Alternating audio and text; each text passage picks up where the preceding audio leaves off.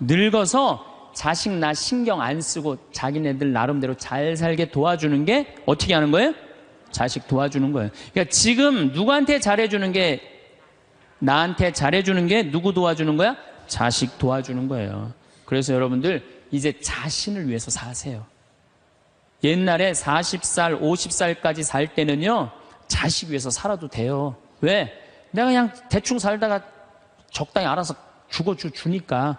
한 부모가 46, 47에 죽어주면은요, 병이 들어도요, 별로 자식들 힘들이지도 않아요. 근데 70살에서부터 누워서 100살까지 누워있으면은요, 자식 미치는 거예요. 그러니까 누구한테 오늘 이후부터 잘해줘라? 본인한테 잘해줘라. 항상 어떤 처지에든 감사하여에 대해서 말씀을 드리겠습니다. 여러분들 참 우리나라 행복한 나라예요. 우리나라처럼 살기 좋은 나라가 없어요. 우리가 6.25 전쟁 끝났을 때 우리나라가 어느 정도로 살았느냐면 세계 가난하기로 세계 6위였어요. IT 아시죠? 지난해 지진이 일어났던 IT하고 똑같았어요. 근데 지금 50년이 지난 지금 IT는 어떻게 삽니까? 정말로 거적대기 속에서 살아요. 그런데 50년이 지난 우리나라는 지금 어떻습니까? 세계 경제 규모 13위, 소비지수 7위, 이탈리아보다도 더 잘 써요. 그리고 올해 1조 달러 경제 규모 1조 달러. 우리 어렸을 때는요 100억 달러 수출 맨날 그러고 자랐어요. 그거 배우고 자랐어요. 그런데 1000억 달러도 아니고 1조 달러. 대단한 거예요. 정말로 대단한 거예요. 전 세계에 이런 나라가 한 나라도 없는 거예요.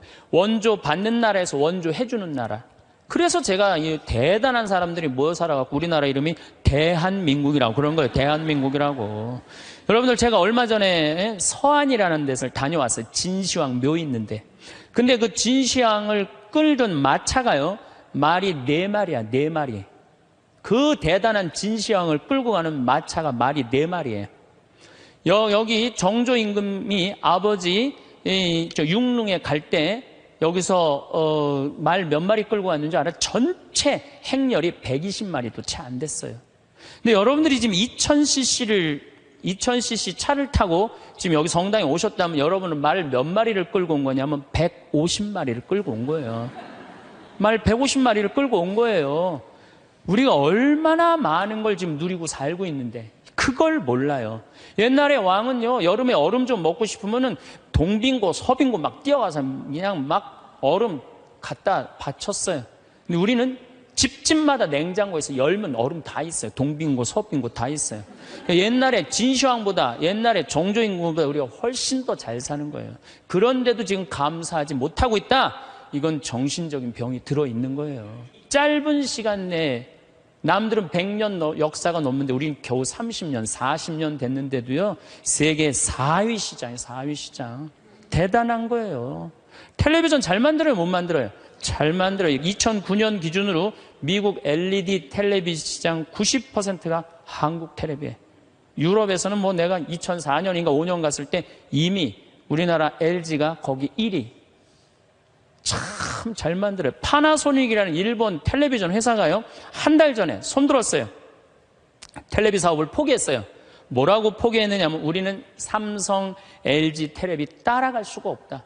그래서 우리는 텔레비 사업을 포기한다. 차 잘 만들죠. 텔레비전 잘 만들죠. 배 잘 만들죠. 휴대폰 잘 만들죠. 반도체 잘 만들지. 우리가 땅이 넓어요. 그렇다고 자원이 많아요. 정말 국민들 똑똑한 거 하나로, 성실한 거 하나로 이렇게까지 올라왔으면 행복해야죠. 근데 왜 OECD 30개 국가 중에 행복 등수가 25등이냔 말이에요. 욕심이 너무 많아서 그래요. 여러분들 지금 누리고 있는 것에 대해서 감사하지 못해서 그래요. 욕심 많은 사람은 기쁘게도 못 살고 감사도 못해요. 여러분들 마음 안에 지금 욕심을 조금만 버리면요, 정말로 행복하게 살 수 있어요. 여러분들 우리나라 국부의 원천은 어디에 있다고 생각하세요? 국부의 원천은 살림에 있어요. 살림에. 전 세계에서 잘 사는 나라의 첫 번째 조건은 살림입니다. 독일이 그렇고 일본이 그렇고 미국이 그래요. 우리나라가요, 살림 녹화가 유엔에서 뭐라고 그랬냐면은 개발도상 국가 중에 산림 녹화를 성공한 나라는 대한민국 하나라고 그래요. 우리 지금 여기 할머니들 어렸을 때 산 빨겠어요, 안 빨겠어요? 빨겠죠? 근데 지금 우리나라 산 어디를 다나나 파래요, 안 파래요? 정말로 파래요. 그 다음에 뭐 옛날에 이 산림청이 원래는 농림부에 있어야 되는데 우리나라는 산림청을 내무부에 넣어버렸어요. 왜 내무부에 넣느냐면 그 갈비 긁어가면은 그 사법권 행사하려고. 세계적으로 그런 예가 하나도 없다는 거예요. 그만큼 산림 녹화의 의지가 강했던 거예요. 지금 60대, 70대 되신 우리 할머니, 할아버지들이 사방공사 다 하고 맨날 가서 식목일에 나무 심고 이래서 이 나라가 이렇게 잘 살게 된 거예요. 우리나라가 언제부터 산림 녹화가 끝나냐면 1980년에 산림 녹화가 끝나요. 그때부터 경제 성장 시작한 거예요. 제대로 된 성장. 이렇게 산이 풍요로운 나라가 없어요. 그런데 국민들이 안 행복해. 그 기가 막힌 산을 보고도. 그러니까 우리가 가지고 있는 가치에 대해서 우리 스스로 모르는 거예요. 그 다음에 여러분들 한류 많이 들어봤죠? 깜짝 놀랄 일이에요. 내가 일본에 가서 드라마를 보면요, 정말로 재미없어요. 정말로 재미없어요. 근데 우리나라 드라마 보면요, 정말 재밌어요. 어쩜 그렇게 잘 만들어, 드라마를. 저기 대장금을 내가 케냐 나이로비에 갔는데 거기서 나오더라고요. 중동에서 나오는 거 말할 것도 없고. 중동에서 대장금 할 때는 시청률이 90%라 아예 가게를 열 수가 없대. 사람이 돌아다니지 가게를 열지. 그러니까 사람이 없으니까 가게 사람들도 일찍 들어와서 다 보는 거예요. 그러니까 전 국민이 다 본다는 거예요. 참 대단하지 않아요? 그래서 대한민국이라는 거예요. 문화는요, 선진국이 끌고 가는 거예요. 그렇다면 이미 우리나라는 문화 선진국이 된 거예요. 그런데 왜 자살률이 세계 1위야? 15,430명이 2009년에 죽었어요. 1시간에 2명씩 뛰어내서 죽는 거예요.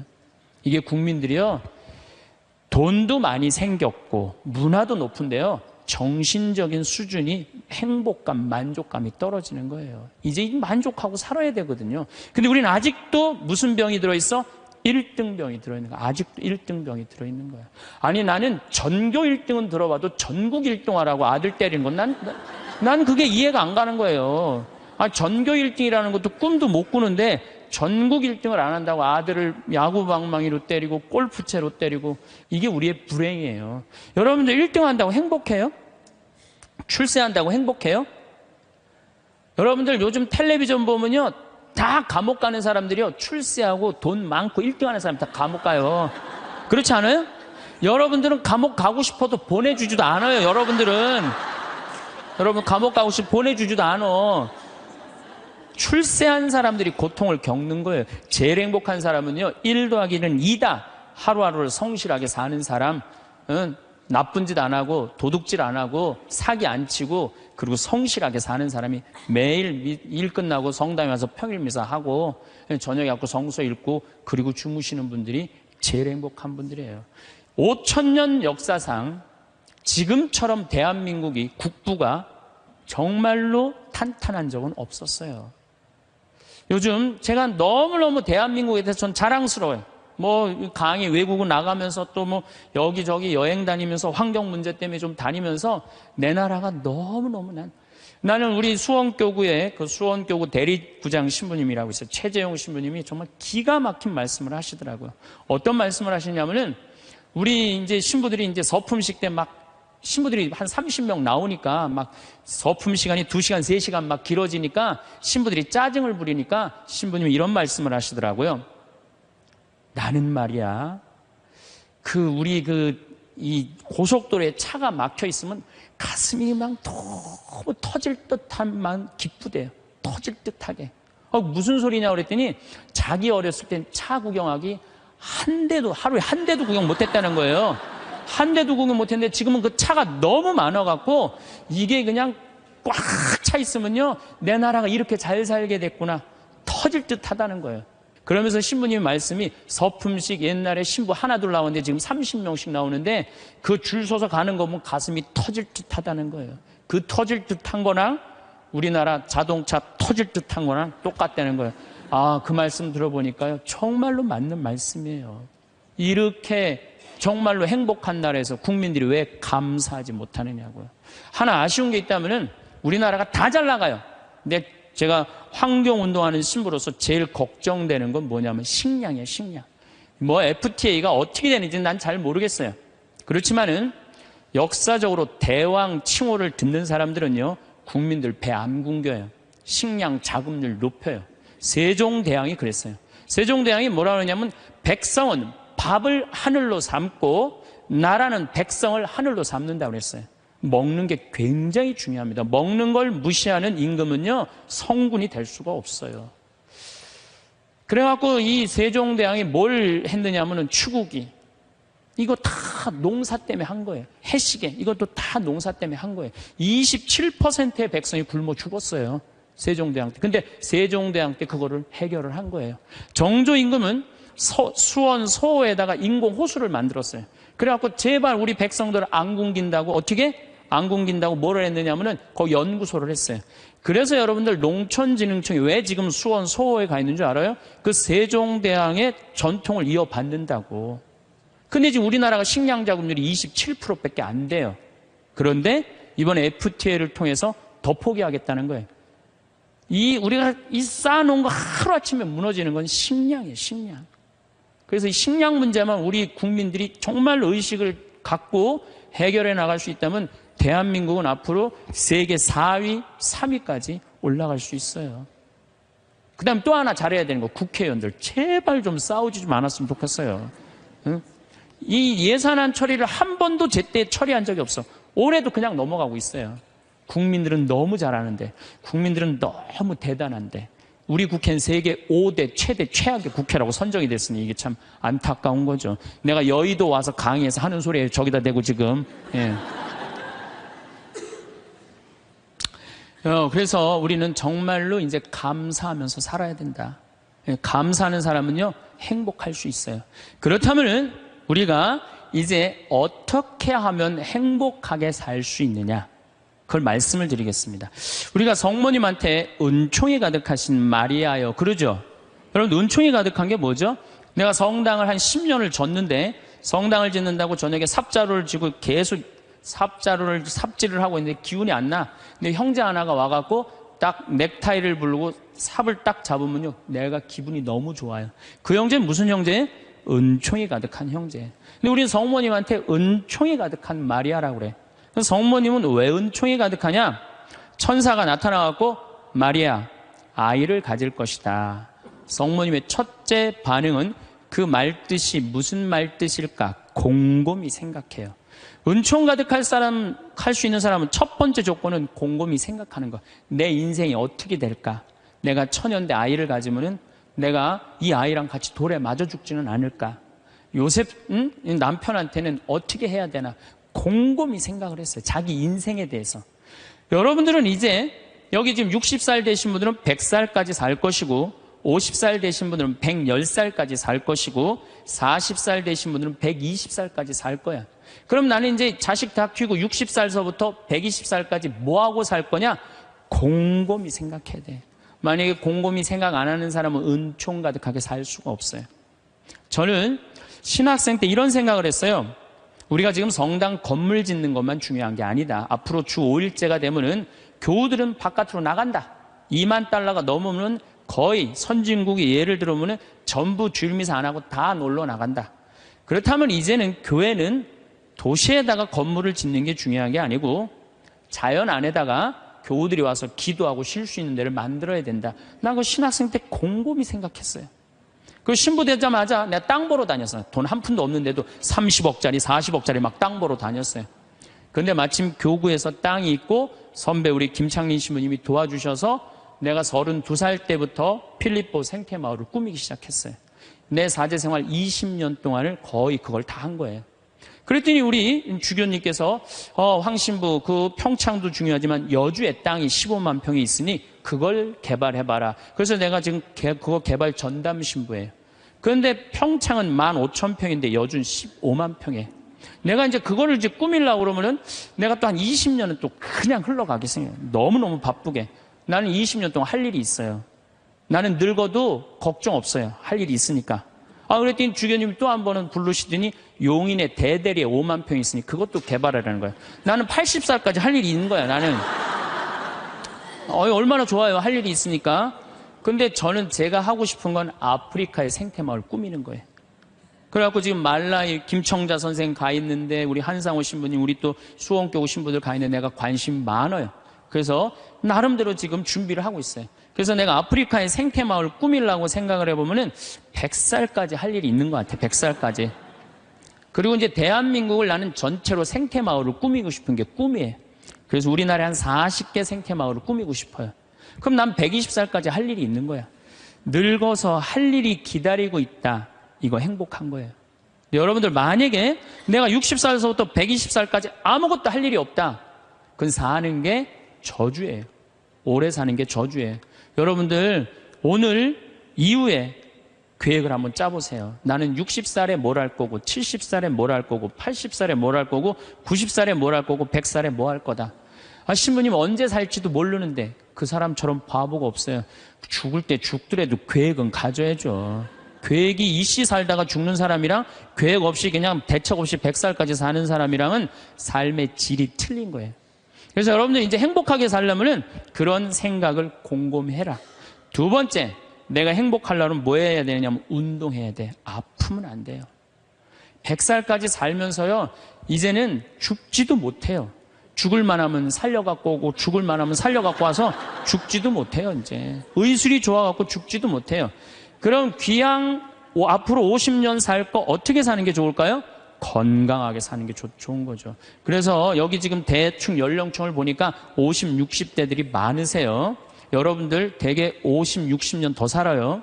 그러면 여러분들 수영장 다니셔야 돼요. 수영장 가갖고 뭐 자유형, 버터플라이 이런 거 하라는 거 아니에요.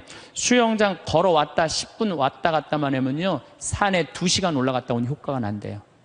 허벅지에 근육이 안 풀리면은요, 죽을 때까지 누워서 뒤 가릴 수 있다는 거예요. 그런데 운동 안 하고 가만히 있는 할머니들 70살, 80살 되면요, 움직이지 못해요. 그럼 아들이 막 들었다가 화장실 갖다 놓고 씻고 그게 사는 거예요? 그렇게 100년까지 사는 거는 사는 게 아니죠.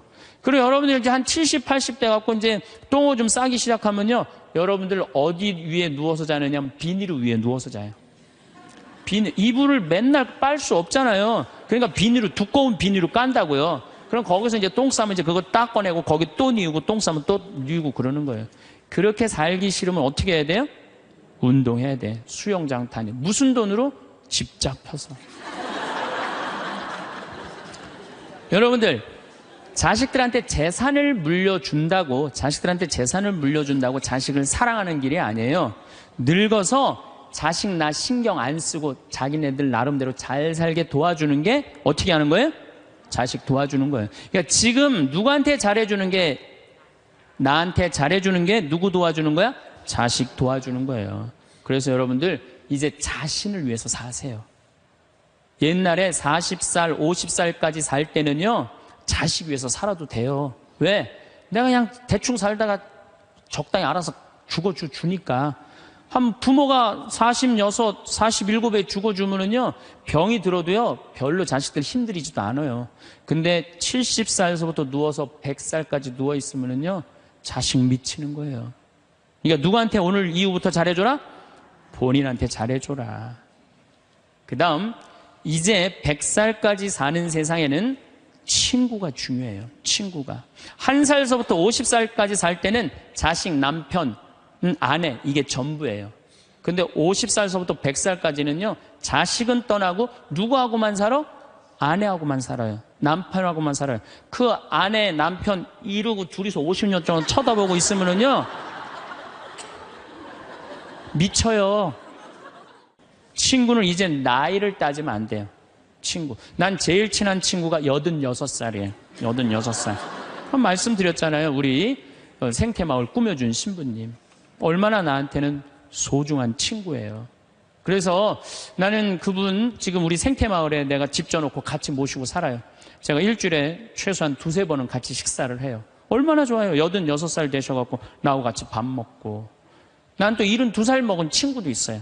여자친구. 친구는 나이가 많을수록 좋아요. 나이가 많으면 돈이 많아요. 돈이. 그래서 여러분들 나이 많은 친구 많이 사귀세요.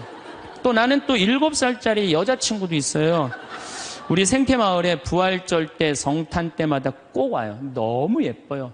미사참여라면 천사예요. 천사. 하늘에서 내려준 천사. 그래서 작년에는 너무 예뻐서 내가 30만 원짜리 드레스를 강의 나올 때 사서 입혔어요. 너무 예쁘더라고요.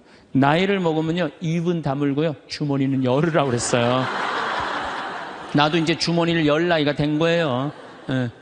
친구를 사귀는데 돈을 아끼지 마세요. 친구를 사귀는데 아낌없이. 돈보다 더 소중한 건 친구예요. 제가 어제 상지대학에 교수님들한테 강의를 갔는데 교수님 한 분이 강의 끝나고 오셨어요. 신부님, 나머지는 다 신부님 하는 대로 내가 잘 사는데 친구가 없네요. 내가 은퇴를 했는데 너무 혼자 있는 게 힘들다는 거예요. 여러분들, 부부싸움을 했어. 내가 정말 이 집에서 정말로 더럽고 치사해서 내가 못 산다. 자매님들, 저녁 10시에 보따리 싸들고 나왔어. 딱 나왔을 때 친구한테 전화해갖고, 친구야, 나 지금 보따리 싸갖고 나왔거든. 나 좀 재워줘라 라고 전화할 수 있는 친구 3명 있느냐? 있으세요? 그 집에 남편도 있고 자식도 있고 그런데 그 집에 가서 남편 딴 방에 가서 자라고 그러고 그 친구랑 잘 수 있는 친구 3명이 있어요? 차라리 찜질방 가서 자는 게 낫지. 응? 그런 친구 3명이 있어야 된다는 거예요.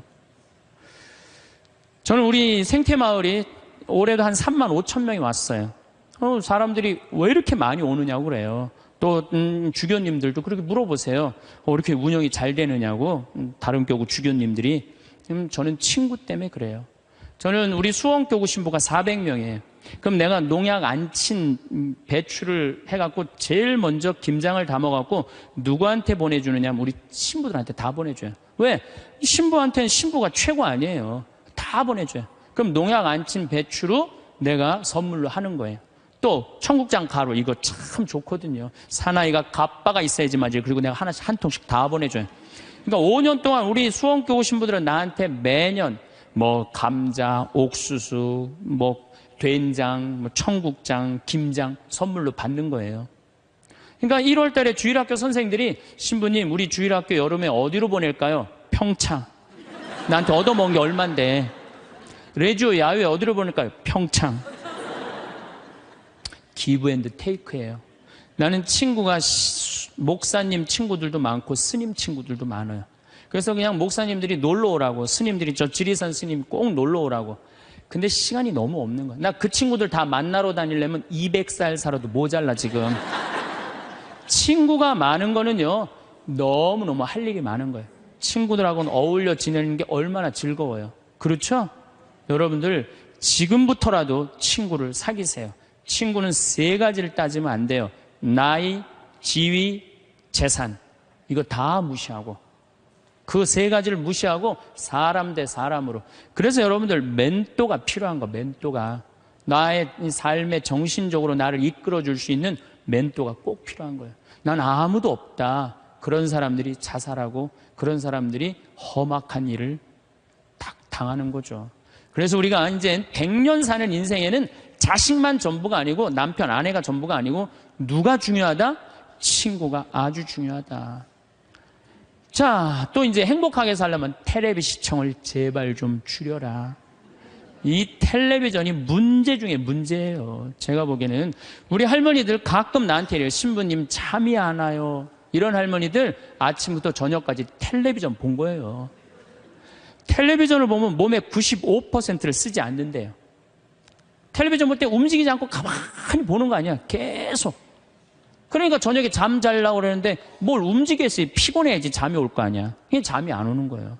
아침에 일어나고 수영장 가고, 성당에 노인대학 가고, 산에 올라갔다 오고, 그리고 막 탁구 치러 거기 노인정에 가고 탁구 치고, 하루 종일 뛰어다니면요, 밤에 자지 말라고 그래도 기절해서 자요. 아니, 텔레비전 내용 뻔하지 않아요? 가난한 집 아들이 애인이 있는데 출세하고 싶어서 애인하고 배신하고 부잣집 딸한테 그냥 장갈 가버린 거야. 그랬더니 여자가, 난 이제 살고 싶지 않다, 이렇게 배신당하고 여기 한강에 뛰어내려서 죽었어. 근데 길 가던 어떤 남자가, 그걸 보고 뛰어내려서 구한 거예요. 물속에 들어갔고. 구했는데 어메 이놈이 또 갑부집 아들이 구했네. 근데 또 라이벌 회사의 아들이야 보니까 그래갖고 그냥 원수 갚는다는 얘기. 이번엔 또 내 애인 줄 알고 열심히 키웠는데 어메 이거 알고 보니 바뀌었네 이게 애가. 아니 이런 걸 뭘 맨날 보세요. 뭘 맨날 보세요. 여러분들 제가 지난 시간에도 말씀드렸지만 인간이요 80년 사는 동안 잠자는데 26년을 쓴대요. 그리고 일하는데 21년을 쓴대요. 텔레비전 보는데 10년을 쓴다는 거예요. 10년을. 그리고 밥 먹는데 6년을 쓰고 사람 기다리는데 6년을 쓴다는 거예요. 우리가 그만큼 텔레비전을 많이 보면은요 설거지대에 설거지가 쌓인대요. 텔레비전을 많이 보면 논에 피가 쌓인대요. 농민들한테는. 텔레비전은 내가 할 수 있는 일을 자꾸 뒤로 미루게 만들어요. 그리고 사람을 자꾸 게을르게 만들고 질서를 무너뜨리게 만드는 거예요. 텔레비전을 보려고 해도 사건 중심의 드라마를 보라는 거예요. 사건 중심의.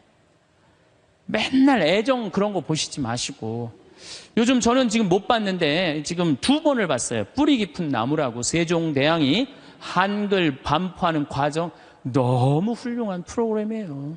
난 뭐 그 회사에서 돈 받은 것도 없지만은 너무 훌륭한 프로그램이에요. 2번을 봤는데 글이 얼마나 중요한지 정말로 잘 표현했더라고요.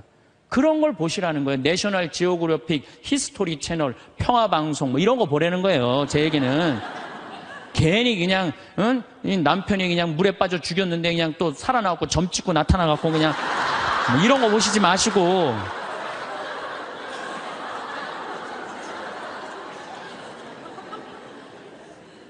그래서 우리가 텔레비전이 굉장히 유익한 거예요. 근데 그걸 활용할 줄 몰라요. 아침부터 무작정 보는 거예요. 무작정. 네.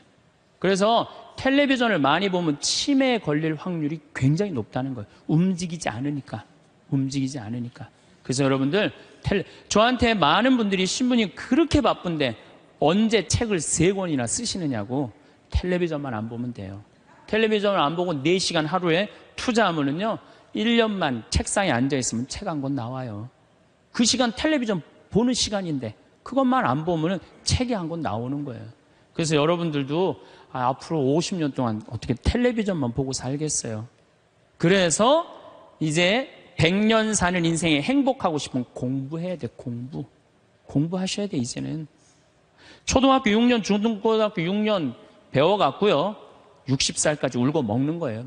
최대한 봐준다고 해도 60살까지 울고 먹는 거예요. 그럼 60살서부터 100살까지 살려면 뭐 해야 돼요? 당연히 공부해야 돼요. 제가 우리 교장 선생님들한테 강의 가고 또 교과부 장학사 선생님들한테 강의할 때 그런 얘기예요. 초등학교 절대 폐교하지 말라고. 초등학교 애들은 310만 명이지만 60세 이상은 거의 600만 명이에요. 그러니까 초등학교 1학년서 1반부터 3반까지는 8살 다니게 하고 60살서부터 65살까지 가방 들고 학교 가게 하는 거예요. 의무적으로 누구나 다. 그래갖고 4반부터 6반까지는 60살 2학년 9살부터 1반부터 3반은 2학년 61는 4반부터 6반까지는 61 그래갖고 가방 들고 학교 가게 하는 거야.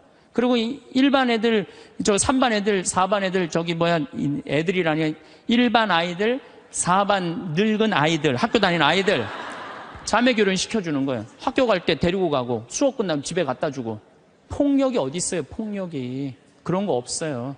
그래서 제 지론은 60살부터 65살까지 학교 다니면서 재산 관리하는 방법, 자녀들과 좋은 인간관계 유지하는 방법, 건강 관리하는 방법, 그리고 여러 가지 배우는 거, 뭐 논어도 배워도 되고 얼마나 배울 게 많아요. 그 학교 졸업한 학생에 한해서 100살까지 살 자격증을 줘라. 산다고 사는 게 아니다.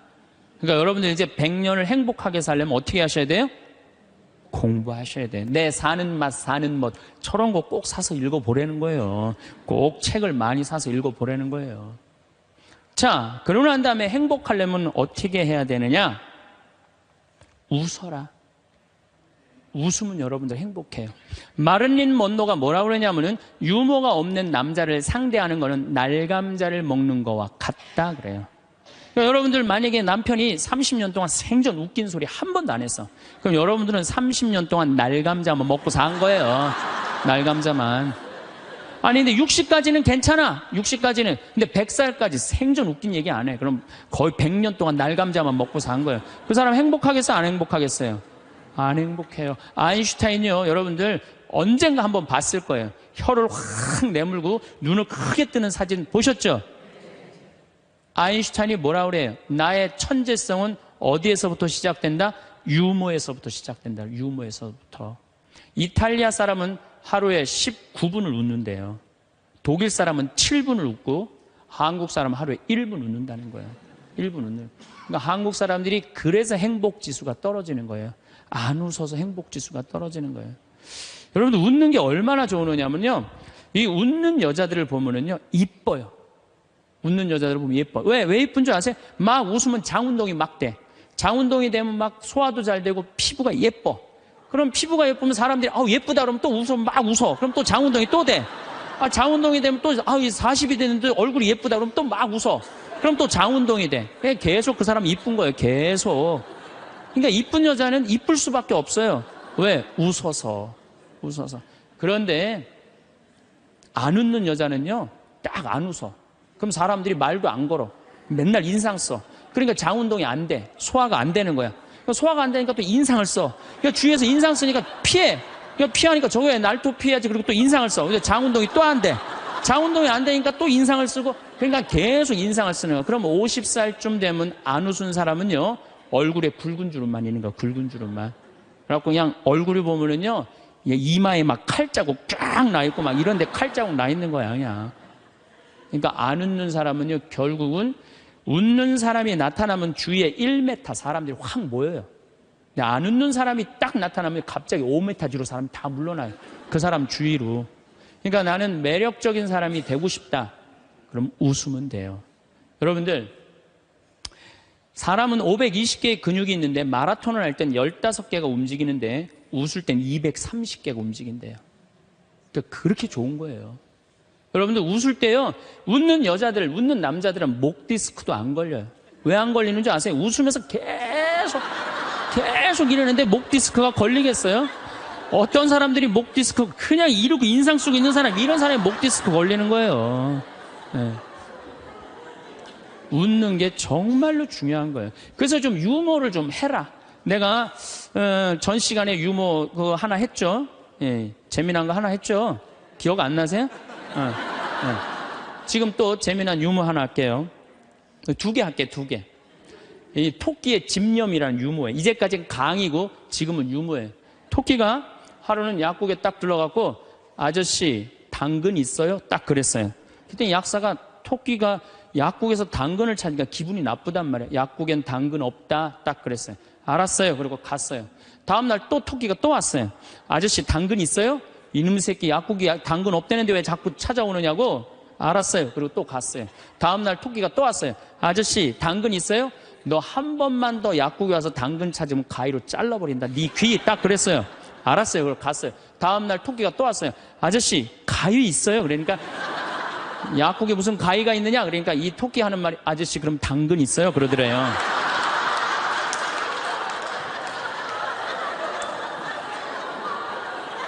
이게 토끼의 집념이라는 거, 집념.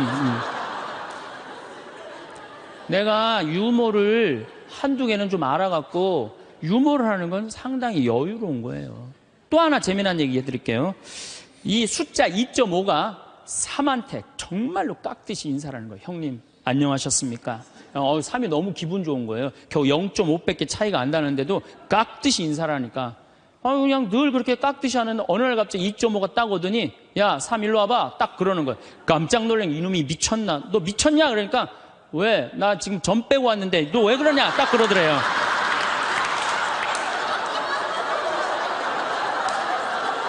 재밌어요?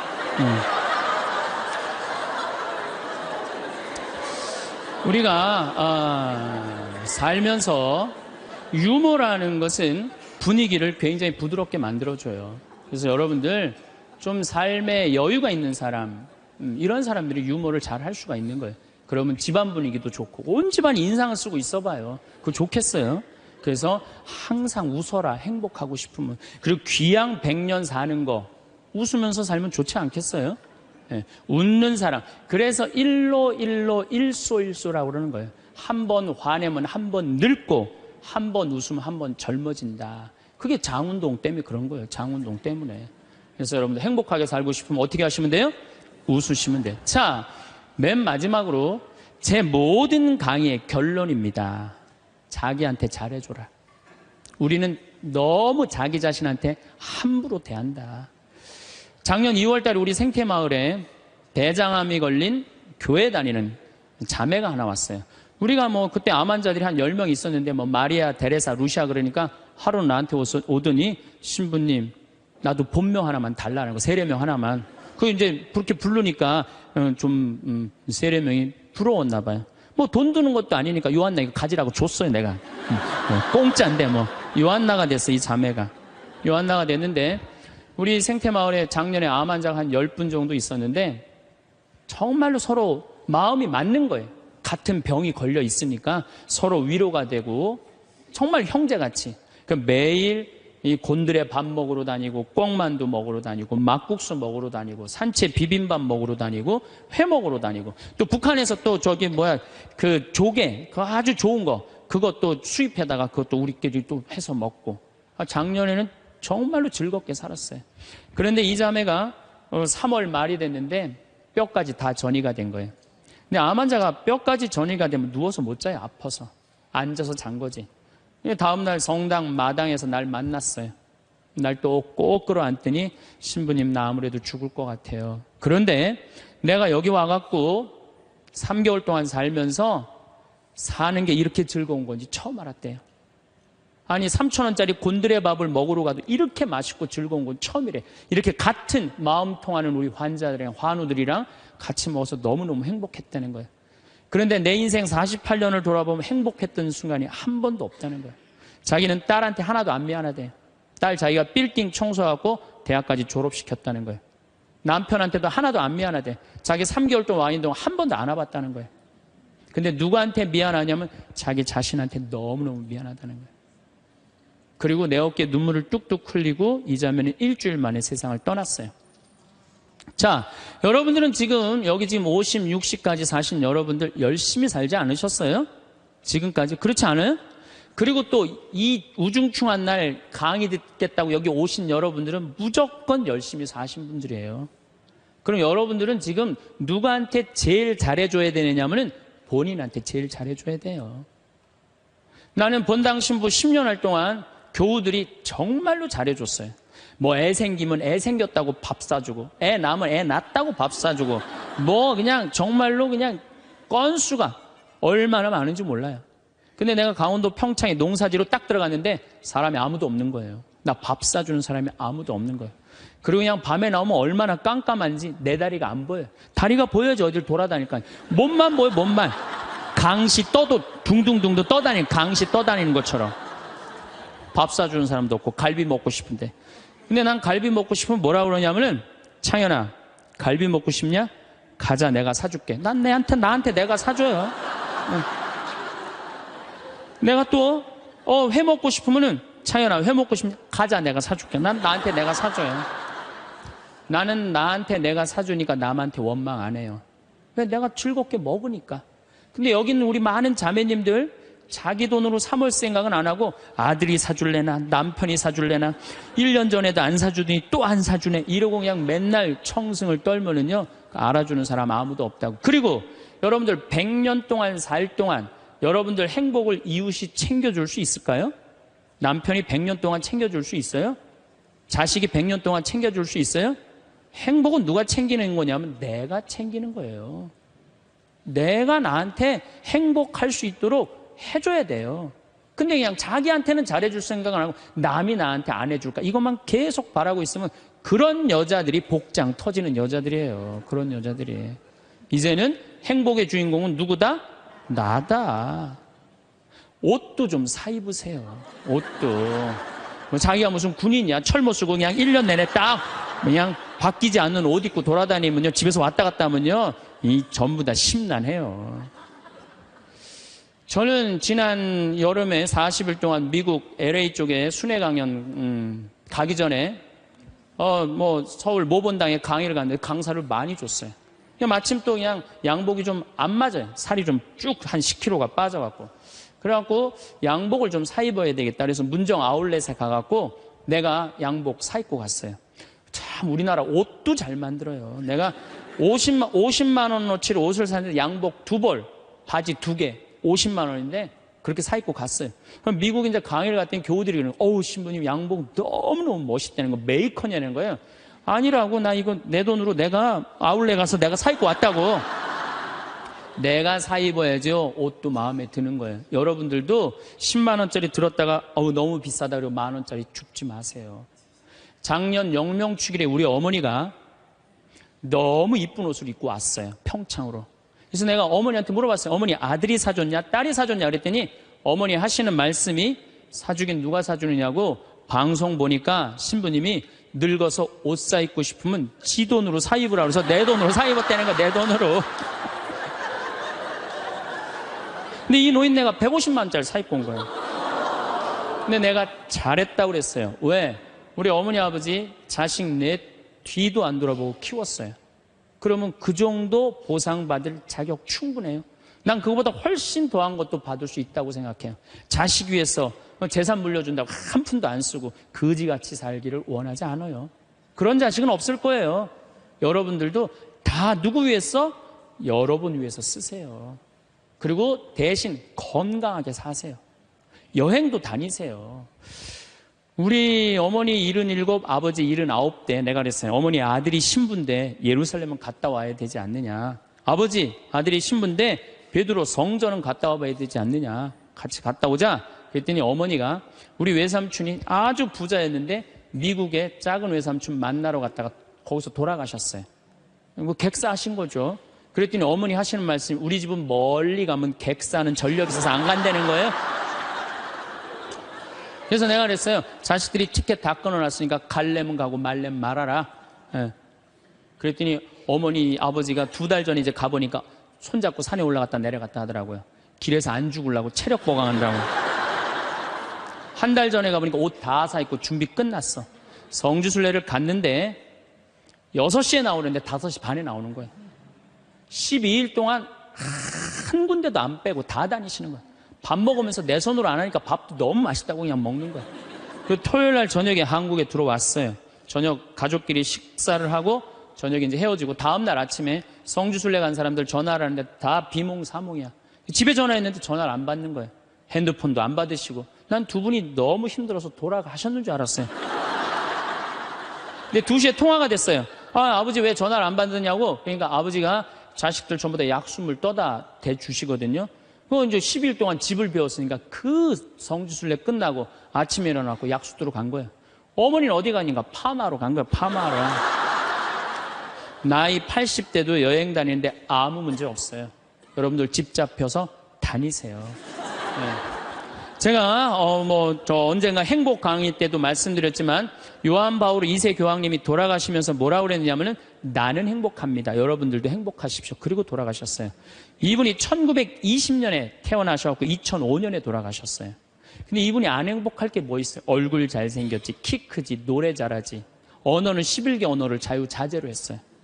그리고 오상 받으신 비오 신부님이 뭐라고 그랬냐면 저분은 교황 될 분이라고.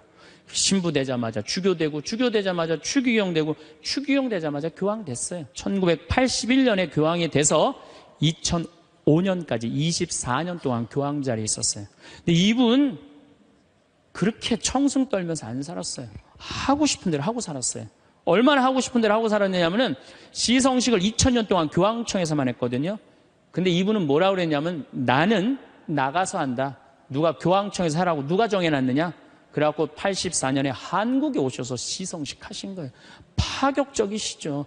갈릴레오 갈릴레이 둥그렇다니까 그냥 옛날에 교황들이 평평하지 이놈은 뭐가 둥그러냐. 그러니까 이번 교황님이 요한 바울 2세 교황님이 500년 만에 미안하다. 너 감옥에 가두고 탑에 가둬서 사과했어요.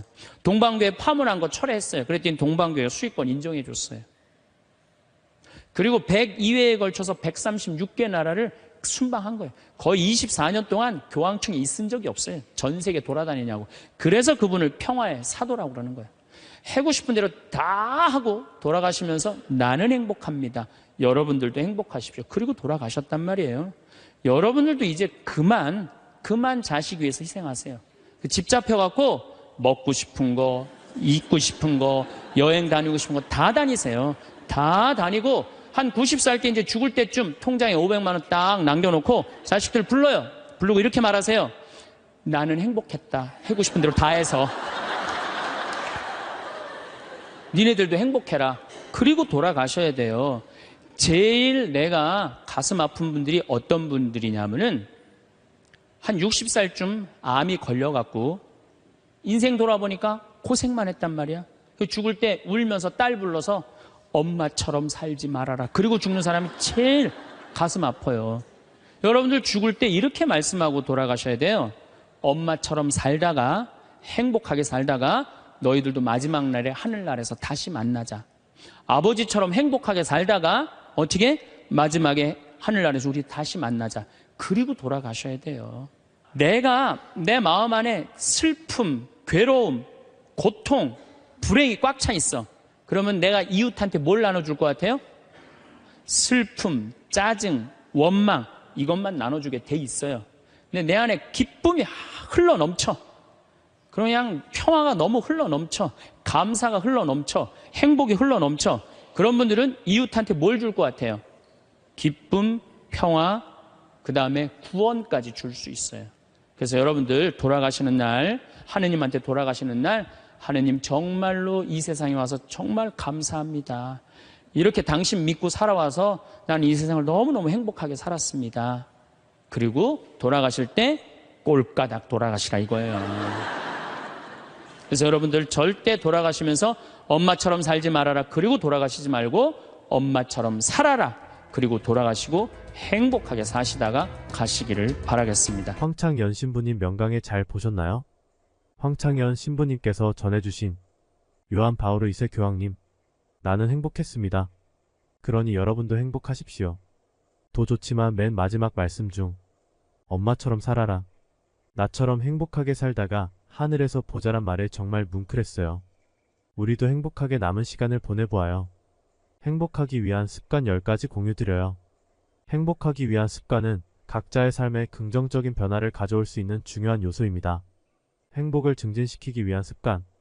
감사하는 마음가짐이 매일 감사할 것들을 적어보는 습관을 들이세요. 작은 것부터 큰 것까지 감사할 이유를 찾는 것은 행복감을 높이는 데 큰 도움이 됩니다.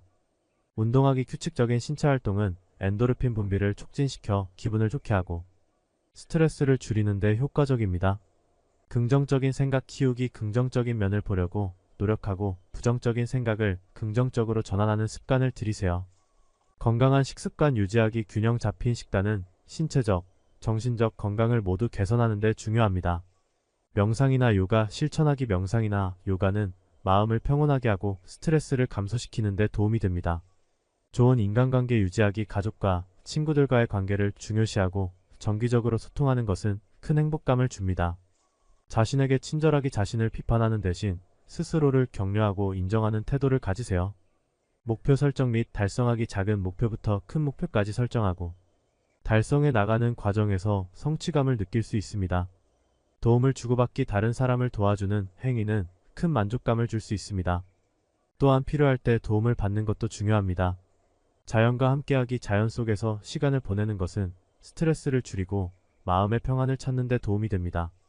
이러한 습관들은 일상에 긍정적인 변화를 가져다 주고 행복한 삶을 사는 데 기여할 수 있습니다. 작은 변화부터 시작하여 점차 생활에 적용해가며 행복한 일상을 만들어 가세요. 오늘도 평온하시길. 구독과 좋아요는 영상 제작하는 데 큰 힘이 됩니다. 감사합니다. 우리가 남이 나한테 평가하는 게 전부는 아닙니다. 자기 소신, 자기 확신, 자기 멋이 있으면은요, 누가 뭐라 그래도 별로 거기에 흔들리지 않아요. 근데 그냥 남들 말에 막 귀 기울이고 그냥 거기에 신경 쓰는 사람은 조금만 뭐가 있어도 화를 내고 자기를 주체하지 못하는 거예요. 루카복음 9장 51절을 보면 예수님이 사마리아를 통해 예루살렘으로 올라가려고 할 때 사마리아 사람들이 예루살렘에 간다는 이유로 예수님을 거부해요. 들어가지 못하게 동네를. 그 동네로 지나가면 지름길로 갈 수 있는데 그러니까 야고보하고 요한이 열받아갖고 뭐라 그러냐면 하늘에서 불을 내려다가 살러버릴까요? 얼마나 열받았으면은 하늘에서 불을 내려다가 살러버릴까요? 그래요. 근데 예수님은 이 둘을 꾸짖고 돌아가세요. 예수님도 돌아가는데 우리가 화가 난다고 그냥 열 지르는 사람마다 전부 다 정면 돌파할 필요는 뭐가 있어요? 참 예수님. 반갑습니다. 오늘은 우리가 화나십니까? 라는 주제로 강의를 하도록 하겠습니다. 만약에 우리가 인생 살아가면서 이 화만 안 내도 우리 인생이 굉장히 평탄할 것 같아요. 근데 가끔 잘 참다가도 그냥 갑자기 한번 화가 나면은 막 모든 게 막 뒤죽박죽 되시지 않으세요? 저는 이 한국 사회를 보면은 화로 꽉 찬 것 같아. 며칠 전에 그 지하철 2호선에서 할머니 한 분이 손자 같은 그 딸을, 손녀 같은 아이를 머리채를 막 힘도 얼마나 좋으신지 그냥 막 하는 모습을 보면서 정말 우리나라에 화가 꽉 차 있구나. 우리 인생을 살아가면서 분노를 억제하지 못하고 돌이킬 수 없는 잘못을 저지를 때가 참 많아요. 홧김에 어떨 때는 부모도 죽여요. 홧김에 남편도 죽이고 홧김에 아내도 죽이고. 그래서 이 화를 잘 다스린다는 게 굉장히 중요한 것 같아요. 그럼 여러분 언제 화가 나요? 화가 나는 건 언제 화가 나냐면 무시당할 때. 남편이 시댁 식구들 앞에서 아니면 성당 모임에서 우리 마누라는 할 줄 아는 게 아무것도 없다. 얼굴이 잘생겼나, 음식을 잘하나, 성격이 좋으나 마음에 드는 게 하나 없다고 정말로 남편이 구박하면은 정말로 속에서 부글부글 끓죠. 예, 내가 누구한테, 남편뿐만 아니라 다른 사람한테 내가 무시당할 때 우리는 화가 나요. 여기서 분노가 끌어올리죠. 또 남편들은 또 언제 화가 나요? 이 세상에서 아내한테 구박받을 처럼 화날 때가 없는 거예요. 당신 월급이 얼마냐? 우리 뭐 먹고 사냐? 누구 남편은 마누라 밍크코트 해줬대더라. 막 이러면은 남편도 막 홧김에 눈이 확 돌아가는 거죠. 여러분들도 남편, 아내 말고 또 누구한테 화날 때, 누구한테 무시당할 때 화가 나느냐면은 자식한테 무시당할 때 화나는 거예요. 더욱이 기가 막힌 거는 5살, 6살짜리한테 무시당하면요, 막 끌어올라요. 여러분들, 5살, 6살짜리가 막 엄마 말 안 듣고 살살 거짓말 시키면 화나요, 안 나요?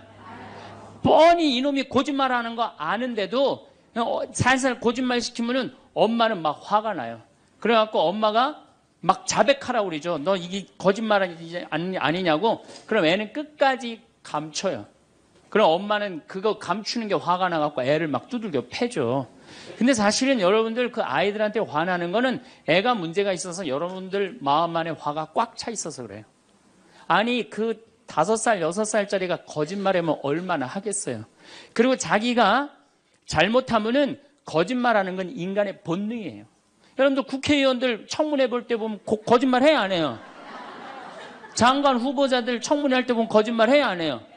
아니 그렇게 대단한 자리에 올라간 사람도 거짓말 하는데 5살, 6살짜리가 거짓말한다고 그게 화가 나갖고 두들겨 패고 그러면 안 되죠. 그리고 뻔히 얘가 거짓말하는 거 알면서도 확인한다고 계속 자백해라, 이 진실을 말해라. 내가 보니까 거짓말하는 애가 나쁜 게 아니라 그렇게 몰아채는 엄마가 훨씬 나쁜 거예요. 그래갖고 마음 안에 뭐가 있느냐면은 너 한 번만 걸리기만 해봐라. 내가 가만히 두나 봐라. 그래갖고 한 번 걸리면은 한 번만 걸리기만 해봐라라고 95%의 엄마가 별론데요, 자식들한테. 그리고 걸리면은 두들겨 패는 엄마가 한 50%가 두들겨 팬대요. 어렸을 때 자식들한테. 이게 문제죠. 예. 또 누구 때문에 화가 나요, 여러분들? 죽지도 않는 시어머니 때문에 열받잖아요. 그냥 막 90, 100살이 됐는데도 그냥 안 죽고 그냥 건강하고 배고프다고 그러고 밥 내놓으라고 그러고. 또 우리 또 할머니들은 누구 때문에 화나요? 내 마음 몰라주는 며느리 때문에. 그러니까 사실은 화는 어디서 가장 많이 나느냐면 가정 안에서 가장 많이 나는 것 같아요. 다른 데보다는 가정 안에서 자식 때문에, 남편 때문에, 부모 때문에, 아니면 며느리 때문에 화가 나는 거죠. 화는 날 때 보면 작은 일로 시작해서 크게 터집니다. 되게 아무것도 아닌 일로 화를 내기 시작해서 나중에 크게 터져. 그 화나는 걸 보면은 다이너마이트 이렇게 타들어가는 거 보시죠? 도화선 싹 타들어가다가 마지막에 터질 땐 어때요? 산도 무너뜨리고 막 굴도 막 만들어내고 그러잖아요. 그러니까 우리가 화가 날 때는 그 다이너마이트 도화선에서 살살살살 탈 때 그때 꺼야 돼. 그게 끝에 가갖고 이게 터질 때까지 나를 복구 기다리고 있으면 나중에 큰일 납니다. 여러분들 처음에 집에서 불이 났을 때, 조그만 불이 났을 때 빨리 끄면은 그 다음에는 번지지도 않죠. 근데 끄지 않고 그냥 막 계속 놔두면은 나중에 불이 커지면 그땐 끄고 싶어도 꺼요, 못 꺼요? 못 끄는 거예요. 그러니까 화라는 거는 잘 빨리 다스리는 훈련이 필요한 거예요. 내가 김치찌개 저녁에 요즘 배춧값이 너무 뛰었다고 그래서 딴 데 이 배춧값 신경 쓰느냐고 김치찌개를 좀 짜게 끓였어.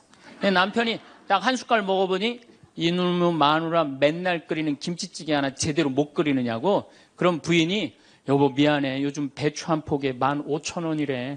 그래서 내가 어떻게 올 겨울에 김장을 할까? 그걸 고민하다가 간 보는 걸 깜빡했어.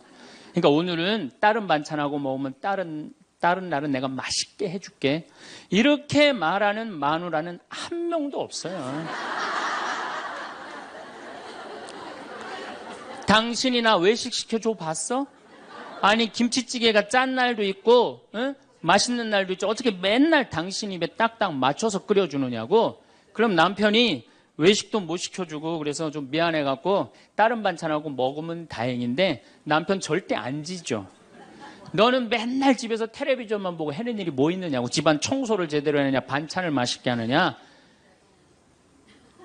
그러면은 부인이 당신이 나 옷 하나 제대로 안 사주고 그래서 나 텔레비전에서 그거 내 아이 쇼핑 하는 거다. 그럼 또 남편이 넌 시집 올 때 해갖고 온 게 뭐가 있는데. 이러면은 점점 김치찌개로 시작해서 부부 능력 시집 올 때까지, 그리고 이제 나중에는 이렇게 사느니 너 죽고 나 죽자. 그래갖고 여러분들 뉴스 보도를 보면요, 자세히 보면요, 이런 뉴스가 굉장히 많이 나요. 아파트 15층에 느닷없이 14층에서 불이 나요. 그래갖고 소방관들이 와서 불을 끄고 주위 사람들 증언을 들어보면은 밤새 고함 소리가 오고 가고 난 뒤 불길이 치솟았다. 그러니까 이 홧김에 이렇게 사느니 너 죽고 나 죽자. 그래서 이불 방 한가운데다 갖다 놓고 석유 뿌리고 그리고 불 지르는 게 방화의 14%래요. 홧김에 지르는 불이 14%래요. 그 다음에 이 화라는 단어를 보면 불화자야. 여러분들 화가 나면 막 불이 나는 거야, 속에서. 이거를 다스리지 못하고 이거를 끄지 못하면은 우리가 점점 크게. 근데 화는 내면 낼수록 문제가 해결될까요? 문제가 꼬일까요? 화는 내면 낼수록 문제가 꼬여요. 제가 20년 전에 제가 알던 분 시동생이야. 이 양반이 굉장히 다혈질이었어요. 성탄절 전날 불법 유턴을 하다가 걸렸어요. 걸려갖고 정경이 딱 잡아갖고 불법 유턴했습니다. 벌점 15점에 벌금 7만 원입니다. 나는 안 했다. 내가 분명히 봤습니다. 이놈의 새끼 안 했다는데 왜 자꾸 그러느냐? 너 경찰서장이 누구냐? 누굽니다. 그래 마침 친구였나 봐요. 내 친구인데 너 가만히 안 놔두겠다고 귀싸대기를 때렸어요. 정경 귀싸대기를. 그랬더니 정경이 가만히 있어요. 공무집행방해로 철창에 집어넣어버렸어요. 그래서 거기서 길길이 뛰다가 그 자리에서 뇌출혈로 죽었어요. 불법 유턴한 거 하나 때문에. 근데 우리는 그런 일들 참 많아. 옛날에도 공중전화 오래 한다고 그런 사건도 있었죠. 그냥 아무것도 아닌데 그냥 조금만 한 번만 내가 이 고개를 숙이면 되는데. 저도 강의 다니느냐고 멀리 강의 갈 때 시간은 다가오고 차는 막히고 그러면 제가 불법 유턴도 많이 하고 빨간불일 때 건너도 많이 가요. 정말로. 왜냐하면 나를 기다리는 분이 보통 500명, 1000명인 경우가 많잖아요. 서울 올 때가 제일 그럴 때가 많아요. 딱 걸리면은 저는 딱 문 내리고 로만 칼라 딱 보여주면서 제가 뭐라고 그러냐면 정말 미안하다. 내가 불법 유턴한 거, 내가 신호 어긴 거 인정한다. 그렇지만 내가 강의가 있어서 그러니까 좀 잘 좀 봐줘라. 그런 경찰들이 대부분은요, 침 뱉은 거, 안전벨트 안 한 거, 벌점 없는 걸로 끊어주지, 굳이 그거 벌점 매기면서 끊어주는 경찰 없어요. 인생 살아가면서 고개를 한 번만 숙이면은 문제가 해결될 때가 너무 많아요. 근데 그 한 번을 숙이는 게 우리가 안 될 때가 참 많아요. 가끔 잘 하다가도 어느 날 안 숙여지는 날이 있죠. 그거를 숙이는 것을 훈련이 된 사람이 성숙한 사람이에요. 그 사람이 정말로 어디다 내놔도 그 사람 문제 없이 살 사람이에요. 화날 때마다 그냥 막 집어 던지고 막 그러는 사람 주위에 친구 하나도 없어지죠. 또 우리가 언제 화가 나요? 식구 가운데 자기만 손해보고 희생한다고 생각할 때 화나요? 안 나요? 오빠는 대학 보내고 나는 고등학교밖에 안 보냈어. 그럼 부모님한테 막 화가 나요? 안 나요? 나죠? 성당에서도 화날 때가 언제예요? 나는 성모에서 맨날 부엌에서 그냥 겉절이 김치 담그고 그냥 맨날 하는데 그냥 반찬 다 만들어갖고 내놓으면은 생전 성당에도 안 보이던 여자가 그냥 싹 여우같이 차려입고 와갖고 그거 딱 차려놓은 거 딱 들고 신부님 앞에 딱 가서 거기서 그냥 헤거리고 그거 주워 먹어본 거 보면은 이 식당에서 나는 그냥 완전히 그냥 식순이로 그냥 하다가 그냥 그거 보면 화나요? 안 나요? 나죠? 내가 손해본다고 생각할 때 화가 나는 거예요. 성당 공동체에서 제일 미치는 건 뭐냐 하면은 누군가 자기를 비난하고 다니고 있어. 근데 그 사람이 누군지를 모르겠어. 나를 두고 분명 욕을 하는데 그럴 때 화가 나요? 안 나요? 날 때 많죠. 열받는 분 계신가 보다. 내가 시집가서 내 시동생 어버 키우고 대학 보내고 장가 보내고 시누이도 그렇게 시집 다 내보냈어. 그래갖고 정말로 똥구멍이 찢어지게 가난한 집에 이 집에 와갖고 정말 다 이렇게 하고 다 먹고 살 만큼 해놨어. 그런데 환갑이 됐어.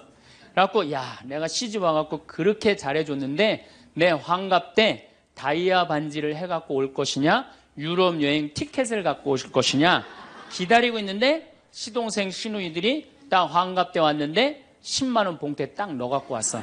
그거 보면 열 받아요? 열 안 받아요? 열 무지하게 받죠. 네. 그래갖고 내가 너희들하고 인간관계를 갖나 봐라. 그리고 인간관계 끊고 사는 사람들도 많아요. 해준 게 돌아오지 않을 때. 그렇죠? 내가 잘해줬는데 돌아오지 않을 때. 근데 우리 살아가면서 여러분들 이제까지 은혜 받은 만큼 다른 사람한테 은혜 갚으셨어요? 저는 신부 되기까지 많은 신부님들, 많은 수녀님들, 많은 교우들이 저를 도와줬어요. 근데 신부 돼갖고 일일이 그분들한테 쫓아다니면서 다 감사했는가? 생각해보니까 다 하지 못했더라고요. 나도 다 감사하지 못했는데 내가 그 감사를 받지 못한다고 화낼 필요는 없지 않는가 그런 생각이 들어요. 제가 신학교 다닐 때 우리 학장 신부님이 돌아가신 배문환 신부님이 영성훈화 할 때 아주 이해하지 못하는 훈화를 꼭 하셨어요. 여러분들은 본당 신부가 돼갖고 교우의 40%만 지지를 받아도 여러분들은 성공하는 신부입니다.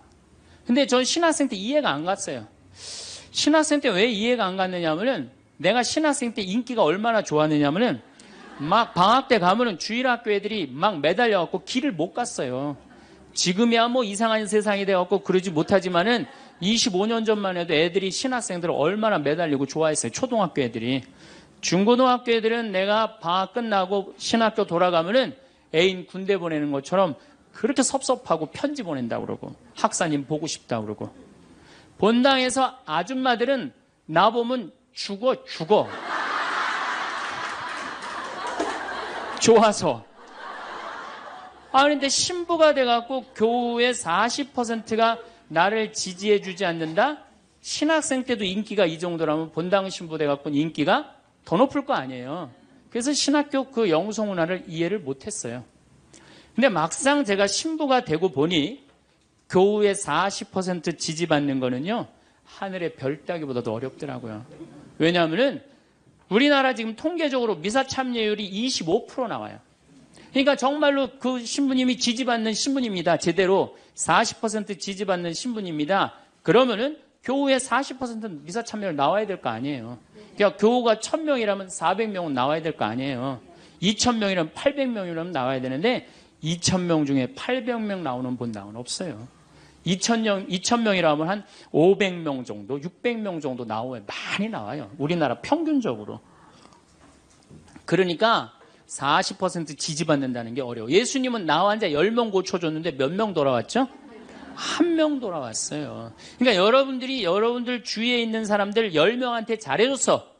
10명한테 잘해줬는데 9명이 돌아오지 않는다고 해서 섭섭할 필요가 없다는 얘기죠. 그 1명이라도 돌아오면은 다행인 거예요. 그러니까 모든 사람들한테 인정받는 일이 쉬운 일이 아니다. 많은 사람들 화나는 경우가 어떤 경우가 여러분들 화가 많이 나면 자기가 완전한 사람이라고 생각할 때, 자기 판단이 옳다고 생각할 때, 그걸 옳다고 믿을 때 화가 나요. 많은 분들이 어떤 경우가 있느냐면은 내가 관상 좀 볼 줄 아는데 그 사람 틀렸어. 아니면 내가 관상 좀 볼 줄 아는데 그 사람 진짜 괜찮은 사람이야. 이 중에 관상 못 보는 사람 어디 있어? 50년, 60년 살으면은 딱 보면 다 알지. 그렇죠? 그런데 그게 맞는 경우도 있고 틀리는 경우도 참 많아요. 근데 우리는 어떤 착각을 갖고 있냐면 내가 적어도 판단하는 건 맞다고 생각해요. 다 여기 저를 포함해서 여러분들 모두가 그런 생각을 해요. 근데 그게 허물어졌을 때 화가 나는 거예요. 그게 허물어졌을 때. 제가 지난달에 뉴욕에 강의를 갔었어요. 퀸즈 성당이라는 데서 강의를 했는데 교우들이 진짜 많이 나왔어요. 정말로 꽉 찼어요. 강의를 하는데 정말로 반응이 아주 좋더라고요. 강의가 끝나고 이제 본당 신부님하고 사제관 올라가는데 따라오는데 이게 한국 사람이 안 따라오고 미국 여자가 따라오는 거예요. 미국 여자가 따라와갖고 그러는 거예요. 신부님, 자기가 신부님 강의를 한국말을 잘 못 알아들어서 잘 알아듣지는 못하지만은 너무 감동을 받았다고. 신부님은 정말로 하느님의 사람이라고. 나는 듣다 내 강의를 정말로 감동받다 못한 미국 여자까지 내 강의를 감동을 받는구나.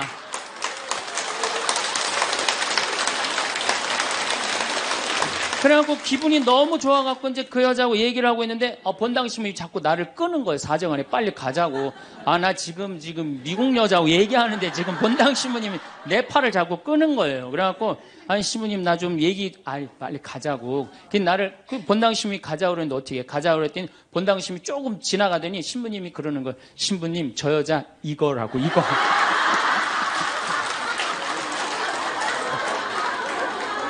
한국에서 강의만 오면은 강의 오는 신부님한테 쫓아다니면서 저런다고. 난 내가 강의 잘해갖고 그런 줄 알았더니 쫓아와갖고 그냥. 내가 성당 봉사한다고 해서 모두가 나를 알아봐 줄 거라고 착각해서는 안 됩니다. 성당에서 열심히 봉사하는 우리 형제 자매님들 가운데 요셉 형제 없으면 우리 성당 쓰러져. 마리아 자매님 없으면 우리 성모에 없어져. 우리 데레사 자매 없으면 성가대 없어져. 그 말 믿지 마세요. 없어져도 성당 잘 돌아가요. 성가대에서 데레사 자매 빠져도 오히려 더 잘 돼. 그러니까 내가 그렇게 대단한 인정을 받는다고, 내가 그런 자리에 차지한다고 생각하는 그때부터 내가 불행해지기 시작하는 거예요. 제가 늘 가끔 드리는 말씀이지만은 제가 작년 5월 달에 서울 오금동 성당에 강의 갔어요. 강의를 갔는데 그때도 막 많이 모였어요. 여러분들만큼. 그때는 베드로 얘기를 했어요. 베드로가 여러분들 굉장한 분이에요.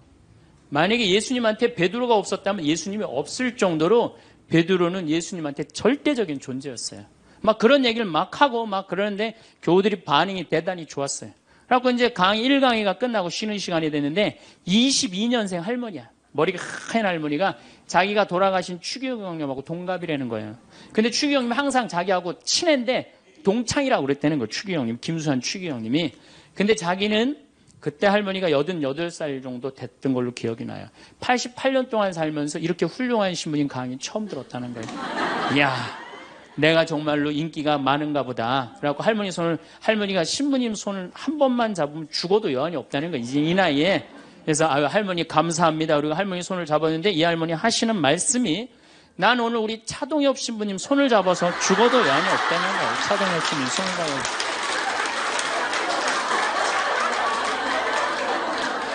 그래서 제가 그랬죠. 할머니, 저는 차동엽 신부가 아닙니다. 저는 황창현 신부입니다. 그렇게 분명히 말씀을 드렸는데 이 할머니는 황창현이라는 사람 알지도 못하는 거예요. 그래갖고 또 뭐 상담하고 싶다는 분들이 있어서 상담을 쭉 하고 있는데 저쪽에 있는 할머니가 안 가고 기다리고 계시더라고요. 사람들이 다 떠나는데 할머니가 또 오셨어요. 이 유명한 신부님 손 한번, 우리 차동엽 신부님 손 한번 더 잡아보자고.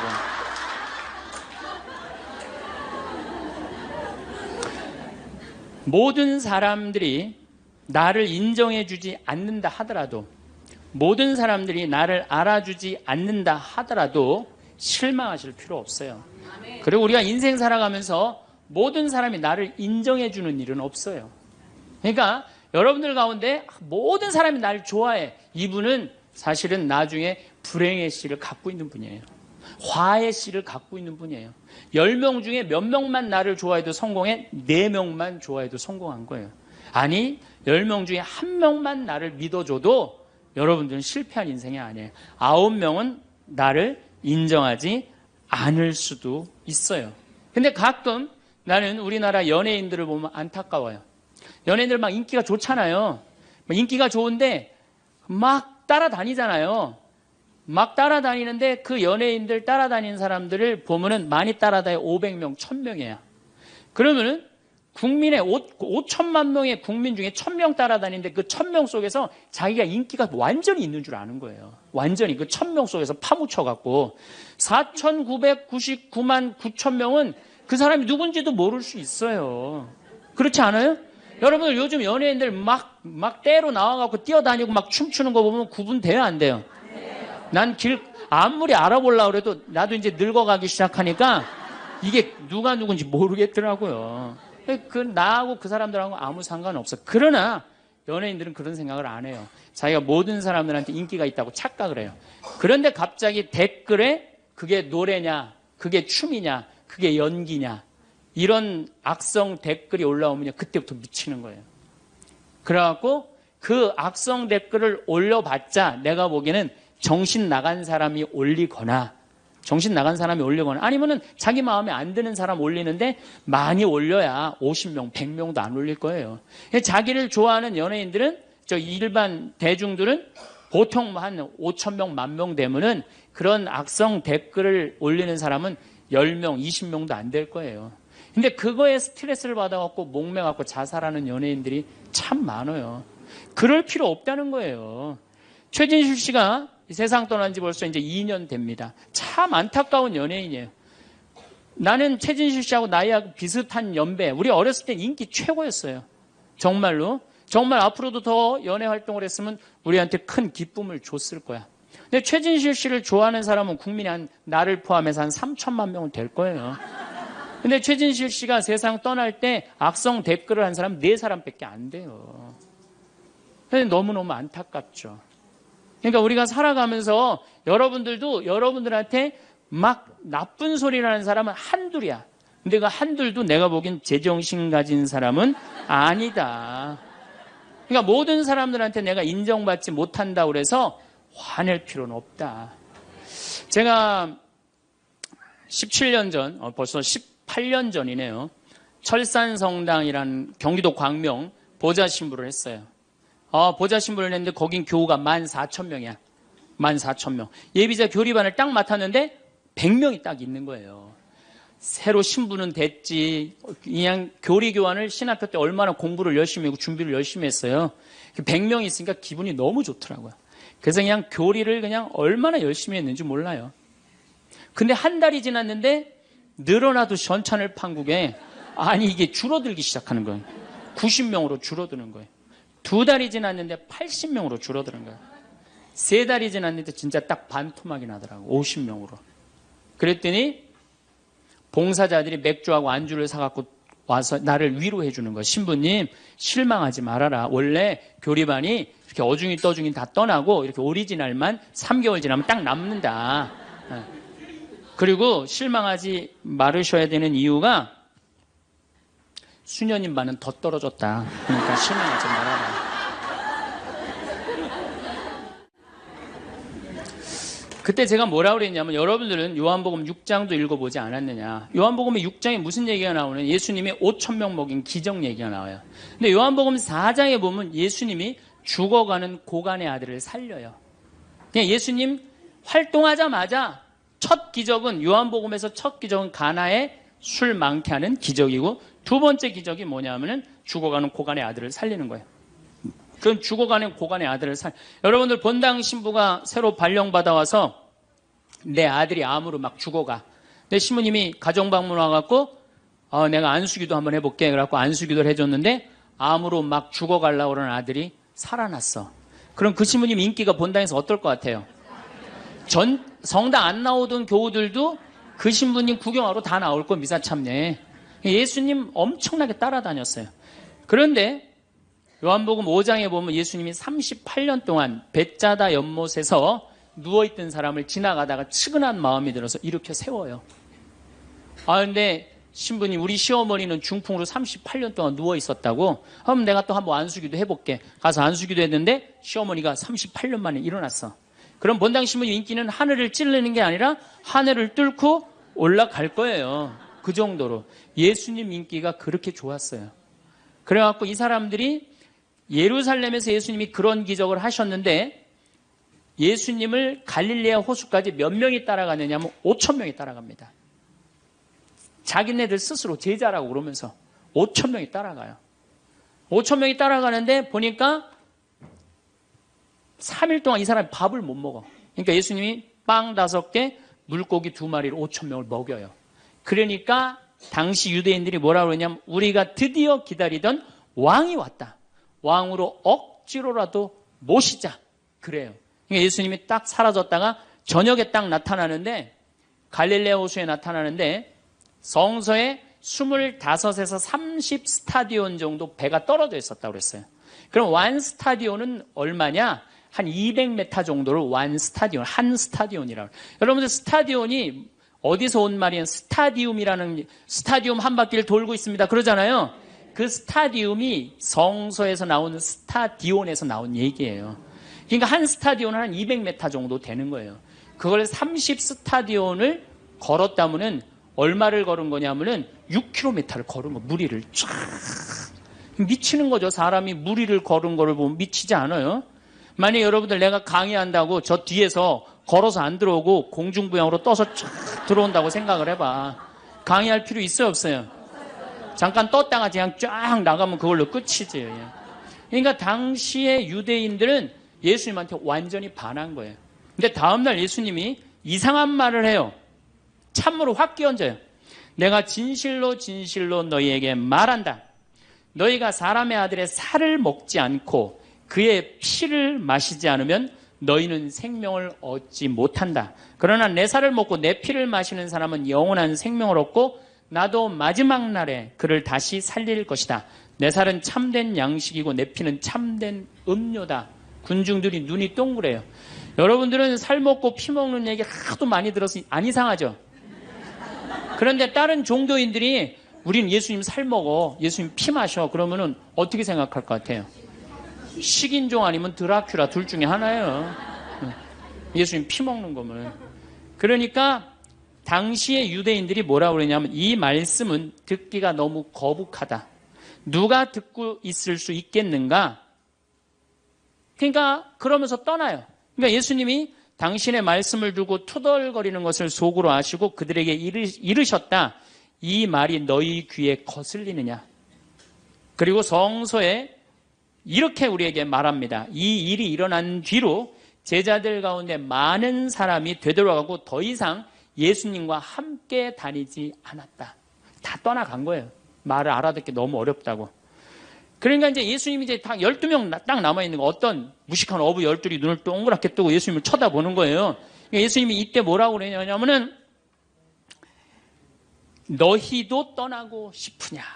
그러니까 이 12마저 떠나면 예수님 완전히 낙동강 오리알 되는 거예요. 이때 대단한 인물이 하나 나옵니다. 누구냐? 베드로예요. 다 떠났음에도 불구하고 의리를 지킨 분이 베드로예요. 당신은 영원한 생명을 주시는 말씀을 가지고 있는데 우리가 어디를 갑니까? 그리고 예수님은 이 12하고만 다니세요. 그리고 요한복음 6장 다음에 7장에는 뭐라고 써 있느냐면은 이들이 예수님을 죽이려 함으로 예수님은 더 이상 공식적으로 돌아다니지 않고 몰래 숨어서 갈릴레아만 다니셨다고 그래요. 그러니까 이 12하고만 그냥 돌아다닌 거 죽이려고 그러니까 피해서. 그러니까 예수님 그렇게 죽어가는 고간 아들 살리고 38년 동안 배짜다 연못에 누워있던 사람 살리고 5,000명 먹이고 생 난리를 쳐갖고 막 5,000명이 따라다니다가 결국은 몇 명 건졌느냐? 12명 건진 거예요. 여러분들 5,000명 중에 12명 건진 예수님이 나요? 100명 중에 50명 건진 제가 나요? 누가 나요? 내가 낫지 않아요? 아니 내가 예수님보다 나은데 뭐 그 예비교 50명 떨어졌다고 실망할 게 뭐 있어. 나는 가끔 한심한 레지오 단장들이 있어요. 신부님 우리 단원이 10명인데 오늘 2명밖에 안 나왔습니다. 그래서 둘이서 울면서 개응을 했습니다. 우리 레지오 해체해야 될까 봅니다. 이렇게 오는 단장이 있는데 한심한 단장이죠. 10명 중에 2명 나왔다 그러면 20% 지지받는 단장이야.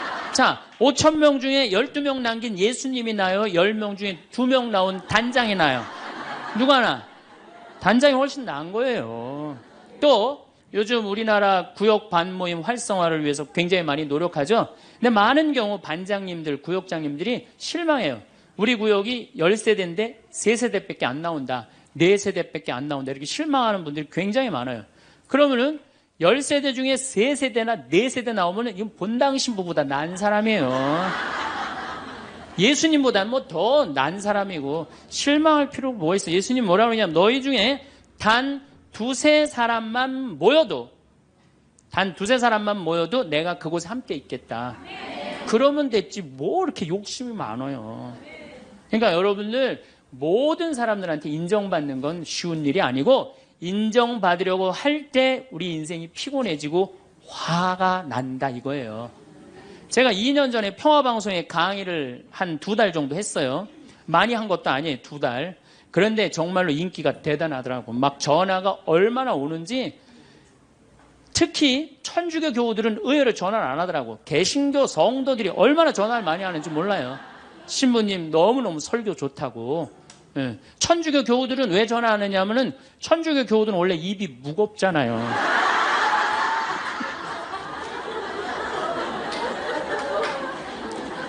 급기야는 목사님이 전화를 하셨어요. 신부님 우리 교회에 와서 설교를 주일 예배에 좀 해달라는 거예요. 그래서 제가 주일 예배에 가서 설교를 했어요.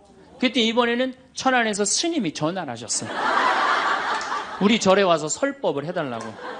더욱이 나는 그 주지 스님을 아직도 잊지 못하는데 참 좋으세요. 겸손하시고. 상좌에 앉혀서 제가 설법도 주일날 했어요. 뭐 인기가 뭐 천주교, 개신교, 불교 막 올라가는 거예요. 기분이 끝내줬는데 갑자기 전화가 한 통 왔어요. 평촌에서 사는 할머니야. 근데 이 할머니가 전화를 우리 직원한테 황창현 신부를 바꾸라고 전화가 온 거예요.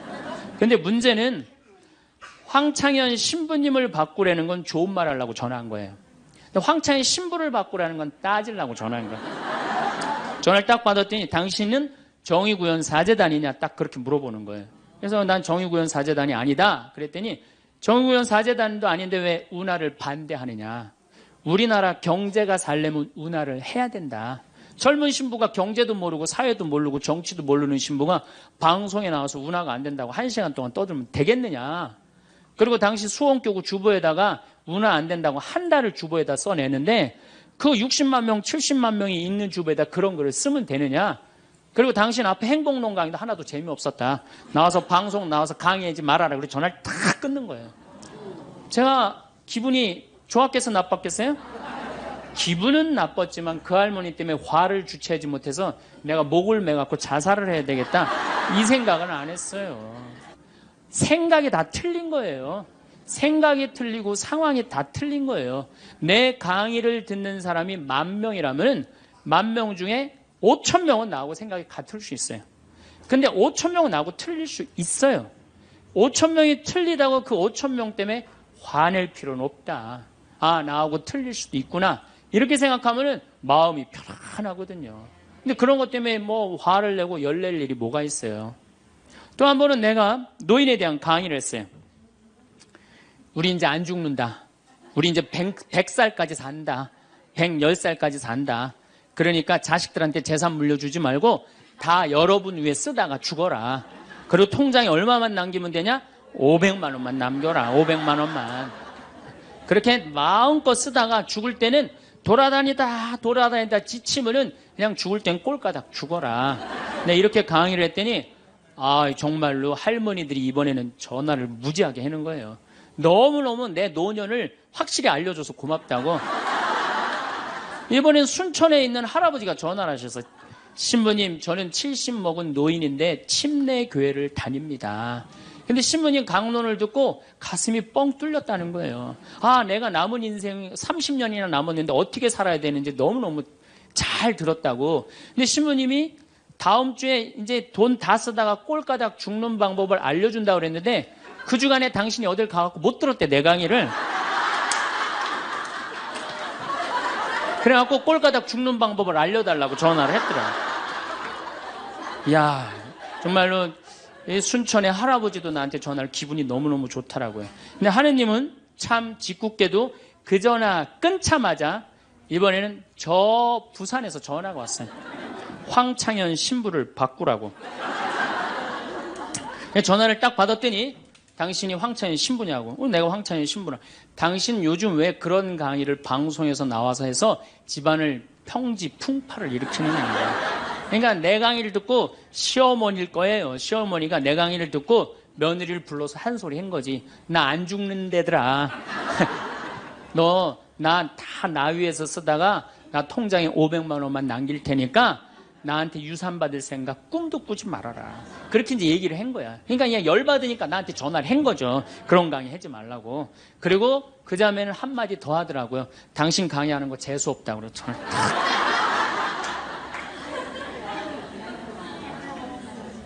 내가 그 전화를 받고 기분이 좋았겠어요? 나빴겠어요? 기분은 나빴지만 내가 화가 나고 내 감정을 주체할 정도는 아니었어요. 왜? 상황이 틀리니까. 얼마든지 내가 공격받을 수 있는 얘기를 한 거니까. 그런 다른 의견이 있을 수 있는 거예요. 그걸 일일이 다 대응하려고 그러면요, 나중에 내가 어떻게 될 것 같아요? 미쳐요. 미쳐요. 여러분들, 요즘 나는 가끔 텔레비전 보면서 총리들도, 대통령도 막 신발 막 던지고 막 결함 막 던지고 그러잖아요. 대통령한테도. 우리가 남이 나한테 평가하는 게 전부는 아닙니다. 자기 소신, 자기 확신, 자기 멋이 있으면은요, 누가 뭐라 그래도 별로 거기에 흔들리지 않아요. 근데 그냥 남들 말에 막 귀 기울이고 그냥 거기에 신경 쓰는 사람은 조금만 뭐가 있어도 화를 내고 자기를 주체하지 못하는 거예요. 루카복음 9장 51절을 보면 예수님이 사마리아를 통해 예루살렘으로 올라가려고 할 때 사마리아 사람들이 예루살렘에 간다는 이유로 예수님을 거부해요. 들어가지 못하게, 동네를. 그 동네로 지나가면 지름길로 갈 수 있는데, 그러니까 야고보하고 요한이 열받아갖고 뭐라 그러냐면 하늘에서 불을 내려다가 살러버릴까요? 얼마나 열받았으면은 하늘에서 불을 내려다가 살러버릴까요? 그래요. 근데 예수님은 이 둘을 꾸짖고 돌아가세요. 예수님도 돌아가는데 우리가 화가 난다고 그냥 열 지르는 사람마다 전부 다 정면 돌파할 필요는 뭐가 있어요? 그렇지 않겠어요? 우리도 예수님처럼 돌아갈 상황이 되면 돌아갈 줄 알아야 됩니다. 세상 사람들이 다 나를 몰라준다 해도 화낼 일도 아니에요. 공자님은 뭐라고 그러셨느냐? 진정한 성인은 자기를 몰라줘도 분노하지 않고 유유자적할 줄 아는 사람이 진정한 성인이라고 그랬어요. 내가 누군데 나를 몰라봐. 왕년에 내가 이 거리를 주름 잡던 사람인데 이 성당 지을 때 내가 어떻게 했는데 나에게 이럴 수가 있어. 내가 시집와서 똥구녕이 찢어지게 가난한 이 집 이렇게 일으켜놨는데 나를 무시할 수 있어?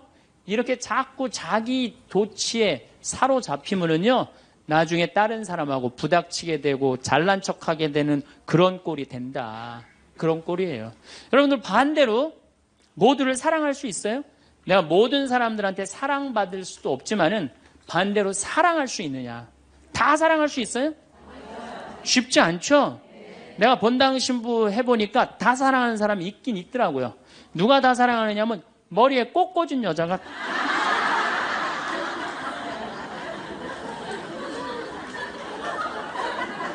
이게 모두를 사랑한다는 게 쉬운 게 아니에요. 근데 우리는 뭐에 지금 세뇌가 되어 있느냐면 성당에 나오면 어떻게 해야 된다고 생각해요?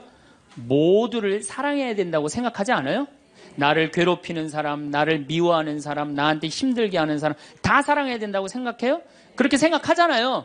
그리고 은연중에 그런 교육을 받았어요. 은연중에. 근데 성서에 모두를 사랑하라는 구절은 없어요. 서로 사랑하라고 그랬지 모두를 사랑하라고 하는 구절은 없어요.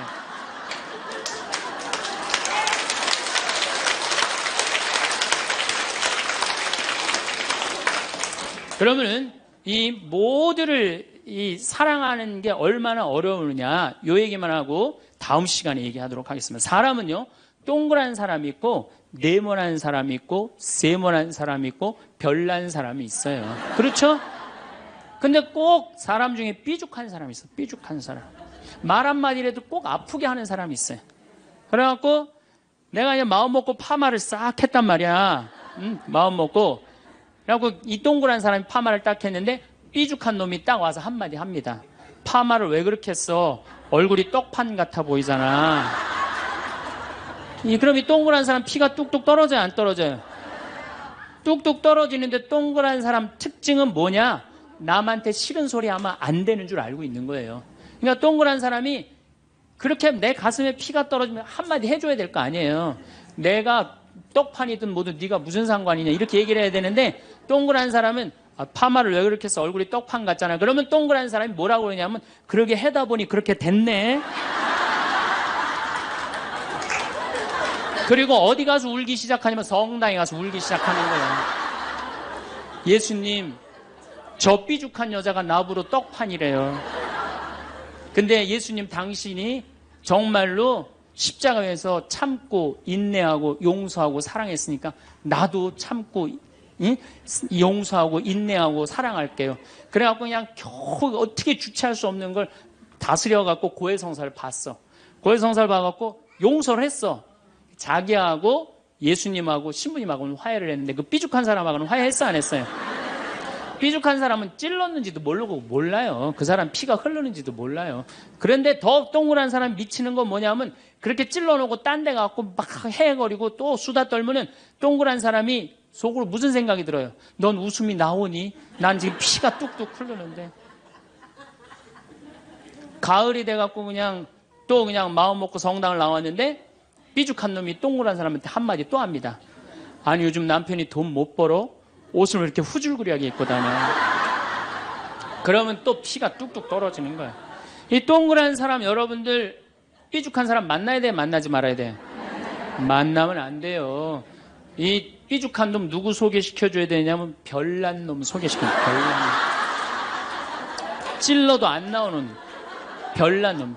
이런 놈 소개시켜줘야지 어떻게 모두를 사랑할 수 있어요. 그거는 불가능한 얘기예요. 모두를 사랑한다는 거. 그러니까 여러분들 오늘 이후로 나는 모든 사람을 사랑할 것이다.